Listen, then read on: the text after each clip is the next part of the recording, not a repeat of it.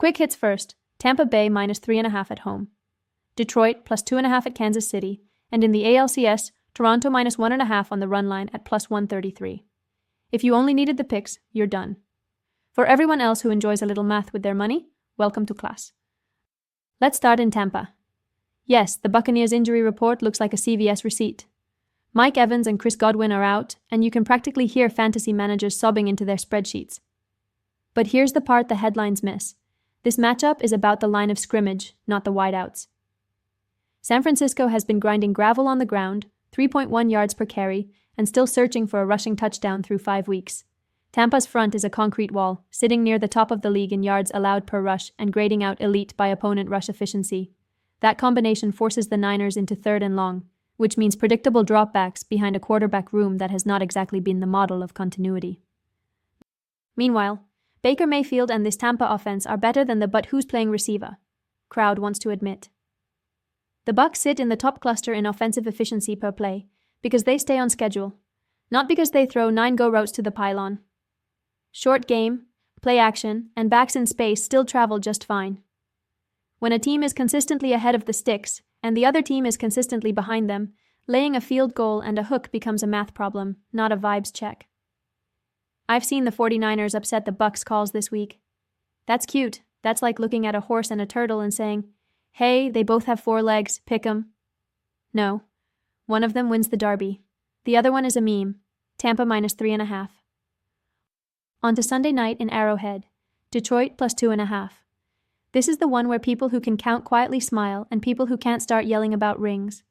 The Chiefs are spectacular when they're front-running. This season, 0-3 in one-score games, which is a nice way of saying great at making things sweaty.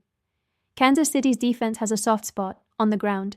They're allowing nearly 5 yards a carry, which is exactly the wrong profile against a Lions offense that can mash with 2 backs, create easy 2nd and 4s, and, this matters, finish in the red zone at an elite clip. Yes, Detroit's left tackle situation is a patchwork quilt, and their secondary has a waiting room vibe.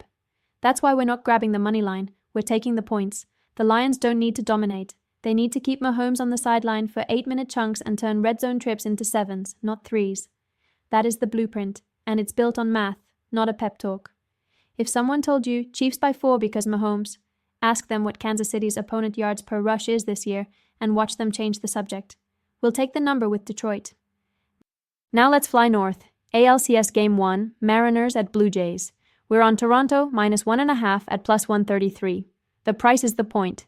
Game state screams multi-run margin. Seattle just played a 15-inning rock fight to survive the ALDS, burned high-leverage arms like they were scented candles, then flew across the continent.